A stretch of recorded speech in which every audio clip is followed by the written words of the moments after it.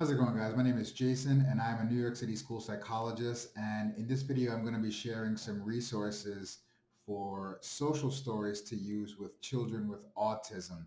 If you don't know what a social story is, it is a short story generally using images or pictures to convey a certain nuance of a social situation or to kind of give information about an event, to give context in a way that is more easily understood by the person or the child with autism.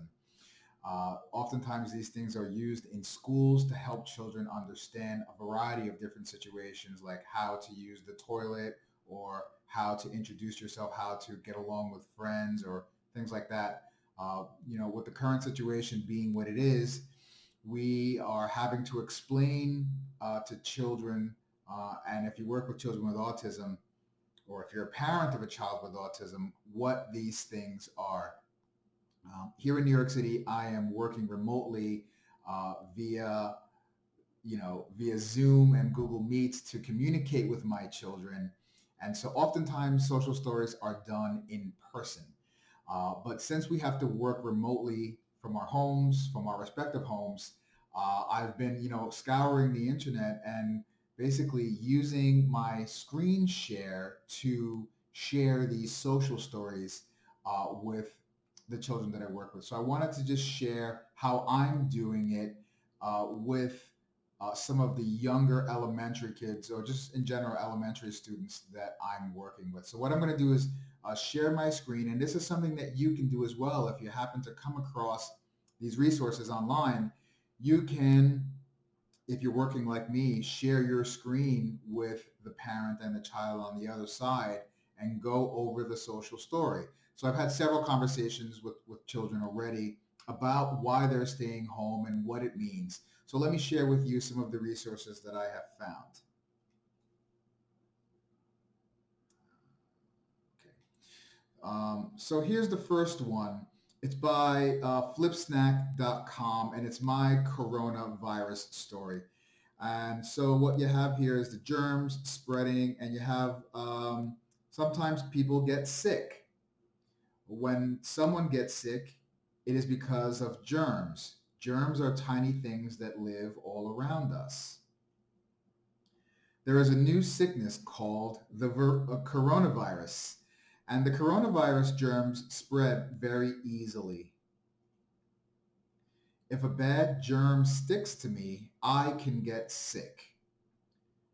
I need to wash my hands a lot so that I can stay healthy. And generally at this time, I'm explaining to children how to wash their hands. I'm usually demonstrating in the camera how to, where to move their hands and things like that. Um, then I wash my hands and I can sing happy birthday or count to 20. And I generally will engage the child in counting to 20 or singing happy birthday at this point. This will make sure that my hands are clean and I stay healthy. Sometimes so many people get sick that my school might need to close, which of course many of my students have already been asking this question. Sometimes they think they're home because of their behavior. They don't realize the entire school is shutting down. If my school closes, they will clean it to get rid of all the germs. While they're cleaning my school, I will stay home. So I generally have been having conversations about the importance of staying home and some of the dangers of going outside. I will stay safe and healthy at home. I will do fun things at home. And so at this point, I'm generally, suggesting things or asking them what are some of the things. And it's also a prompt for the parents, right? What are we doing to have some fun at home? Sometimes there's exercise you can do. There's video games, there's board games, there's, depending on where you live, if it's a suburban area or if it's a rural area, you might be able to go outside and take a walk around the block and be pretty safe. If you live in a in an urban area, like in a city, there are other things that you can do. Take walks, but be sure not to touch anything in the community, right? So teachers might have sent me some things to work on while school is closed. And so Of course, by this point, they have been working remotely online, and teachers have been sending them work and allowing them to work online and do projects and things like that. And so this is a nice time to reinforce that whole concept that this will keep my brain working hard. It isn't clear right now when we will return to school, but the idea that you have to maintain your brain skills and keep working at home to keep that brain muscle active is something that I also discuss. I will go back to school soon. We're not sure when we're going back, and so that's also a part of the honest discussion that I have with my kids. My parents and teachers want me to stay happy, healthy, and safe. The end.